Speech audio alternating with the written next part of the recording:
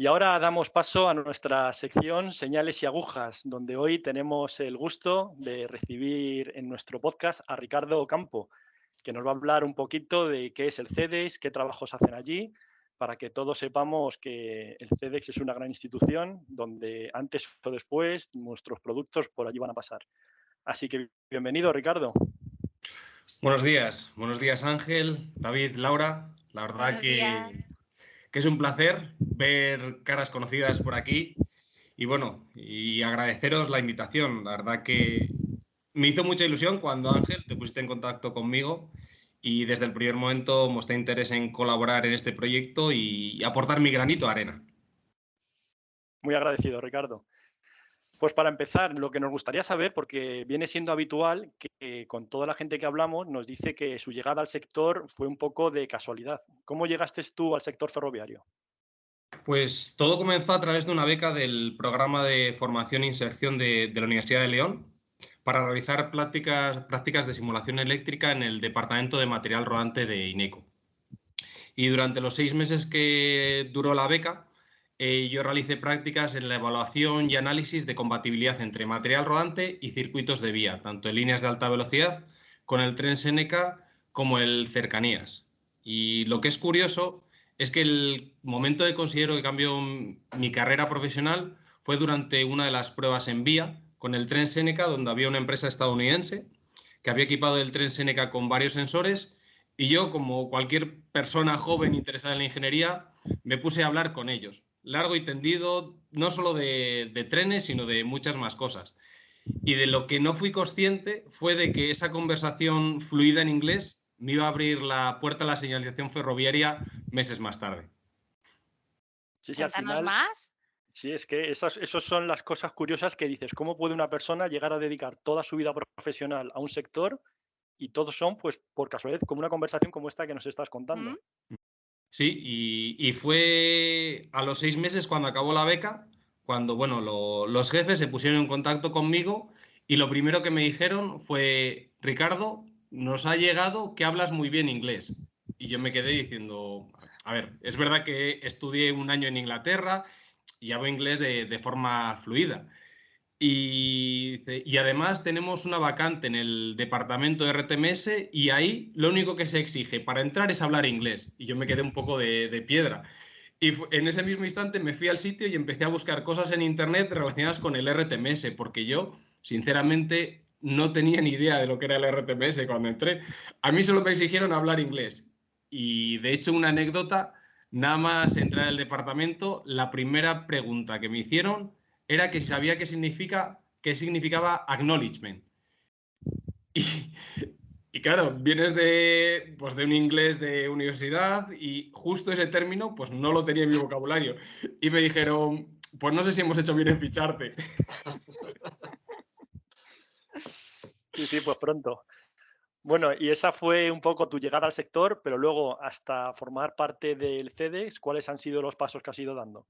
Pues como he comentado, empecé a formar parte del equipo de RTMS INECO, donde coincidí con un grupo de profesionales increíble, y ya lo digo con perspectiva, increíble. Muchos estáis aquí presentes y que me ayudaron no solo a entender el sistema, sino a entender el concepto de trabajo en equipo, que quizás cuando eres estudiante es una cosa que no experimentas y que te das cuenta cuando llegas a un gran equipo. Y fue poco a poco como las especificaciones de RTMS, las SRS o SAFSET 26 fueron convirtiéndose en mi libro de mesilla de joven. Y a día de hoy me siguen acompañando allá donde voy. Cada vez que alguien me hace una consulta, yo intento nunca responder de memoria. Siempre voy al SAFSET 26 porque la verdad está ahí escrita. Y bueno, trabajé durante 4 años en INECO. Principalmente me dediqué a hacer pruebas para la puesta en servicio de vías y trenes RTMS, también asistencia técnica. Y la actividad más gratificante fue la representación de ADIF en el grupo de usuarios en Bruselas, en la parte de testing. Fue una actividad que, digamos, te sacaba de la monotonía del día a día y hacía que estuvieses en contacto con gente que se dedicaba a lo tuyo, pero en otras partes de Europa. Y en INECO estuve hasta el año 2015, cuando decidí afrontar un nuevo reto, que fue moverme a San Sebastián y trabajar como jefe de proyecto en CAP Signaling para la coordinación del ciclo de vida de los subsistemas embarcados.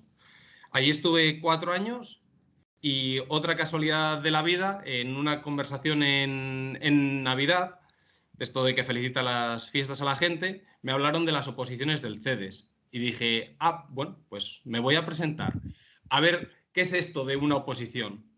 Entonces, bueno, pues hice la solicitud y en mayo fue el primer examen.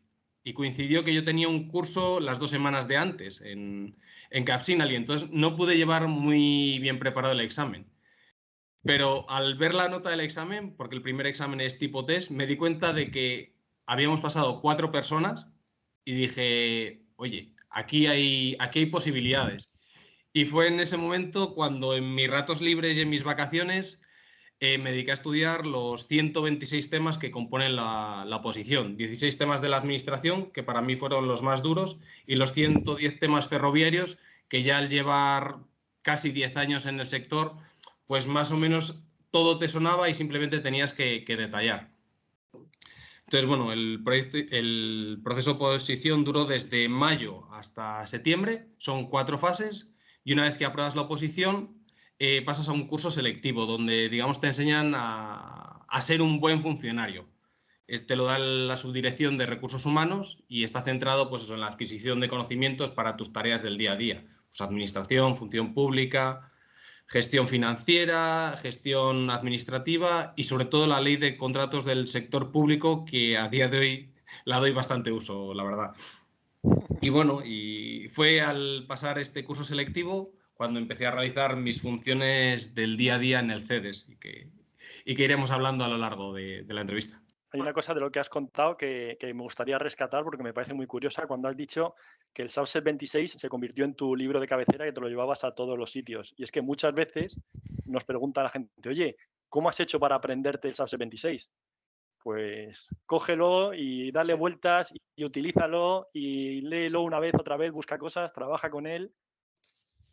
Y Esto también es recurrente con los nuevos, ¿eh? Cuando hablamos con...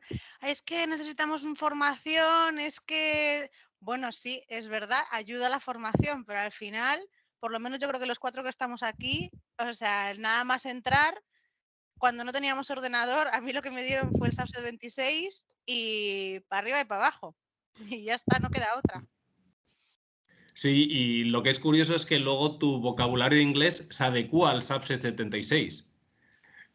Es cuando hablas de señal, de estar delante de una señal, detrás, cuando pasas una señal, utilizas las expresiones del Subset 76, que anteriormente lo hubiese expresado de otra manera, y también el Subset 76 te da ese conocimiento técnico para hablar con gente de tu sector, porque estoy seguro que si sales del sector y te vas a carreteras, se dice de otra manera, totalmente distinta. Sí, al final todo se adapta, es verdad. Y Ricardo, entrando ya un poco más en materia, estoy seguro que mucha gente ha escuchado hablar de lo que es el CEDEX, pero realmente no sabe a qué se dedica y qué actividades hay. ¿Qué es el CEDEX? ¿Cómo nos explicarías qué es el CEDEX para que todos lo entendamos? Pues el CEDES es un organismo autónomo que depende de 2 ministerios: el Ministerio de Transporte, Movilidad y Agenda Urbana y el Ministerio de Transición Ecológica y Reto Demográfico. Y está compuesto por 5 centros y 3 laboratorios divididos en unidades técnicas especializadas, que generalmente nos dedicamos a la asistencia técnica y desde hace unos años más a las actividades de innovación, investigación y transferencia del conocimiento mediante cursos o mediante máster.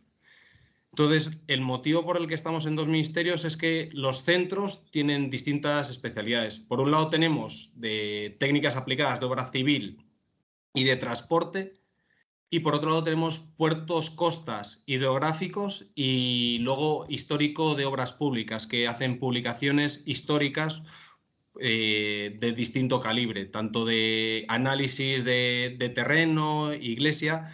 Entonces, eso en el apartado de centros. En cuanto a los laboratorios, tenemos el de geotecnia y el central de estructuras y materiales.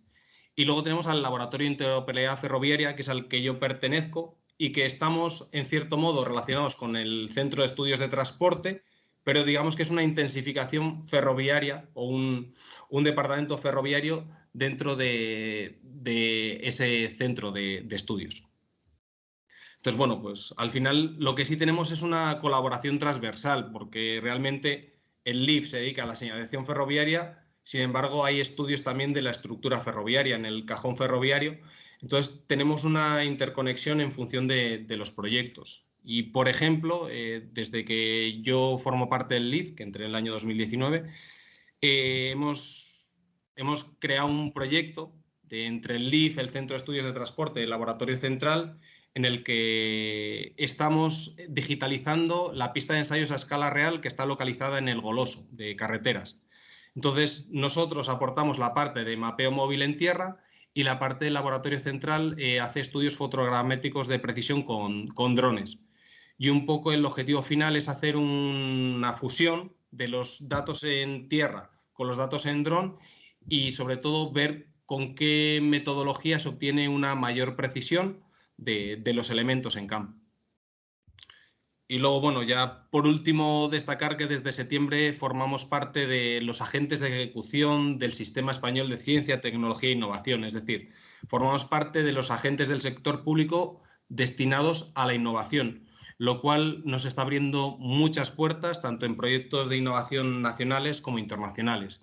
Y, sobre todo, que es uno de los problemas que estamos experimentando actualmente, nos permite aumentar el personal investigador, el personal en la administración pública, porque estamos en un proceso en el que el número de jubilaciones es mucho mayor al número de contrataciones.